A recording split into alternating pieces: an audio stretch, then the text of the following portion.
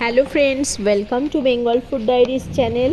কাঁচা আমের টক ঝাল মিষ্টি যে আচার আজ শেয়ার করব, সেটা একবার কাউকে খাওয়ালে সে কিন্তু আপনার কাছে আবার চাইতে বাধ্য। ভিডিওটা শেষ পর্যন্ত দেখবেন, ভালো লাগলে আমার চ্যানেলটিকে সাবস্ক্রাইব করে আমাকে সাপোর্ট করবেন। 1 কেজি আম পরিষ্কার করে ধুয়ে নিয়েছি। পরিষ্কার শুকনো সুতির কাপড়ের সাহায্যে আমগুলি ভালোভাবে মুছে তারপর হালকা খোসা ছাড়িয়ে টুকরো করে কেটে নিয়েছি।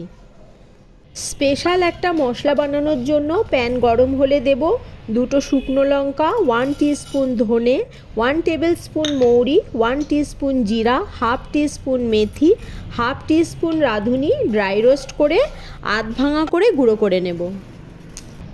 প্যানে 1 টিস্পুন সর্ষের তেল দিয়ে গরম হলে দেব 5 ফোড়ন। ফোড়ন থেকে সুন্দর গন্ধ বেরোলে আমের টুকরো দিয়ে ফোড়নের সাথে মিশিয়ে দেব। দেব অল্প রেগুলার নুন ও সাথে বিট নুন। বিট নুন দেওয়ার কারণে টেস্ট কিন্তু অনেক বেশি আসবে।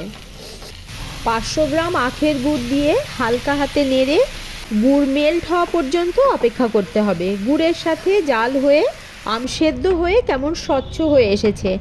এখন 2 টেবিল স্পুন রোস্টেড মশলা যেটা করে রেখেছিলাম সেটা দিয়ে দেব। 2 চামচ ভিনিগার দিলাম, এতে আচারটা অনেক দিন সংরক্ষণ করে রাখা যাবে। চিলি ফ্লেক্স 2 চামচ ওপর থেকে ছড়িয়ে মিশিয়ে দেব। তৈরি হয়ে গেল টক ঝাল মিষ্টি আমের আচার। একবার এই আচার বানিয়ে যাকেই খাওয়াবেন তার কিন্তু আবার খেতে মন চাইবে।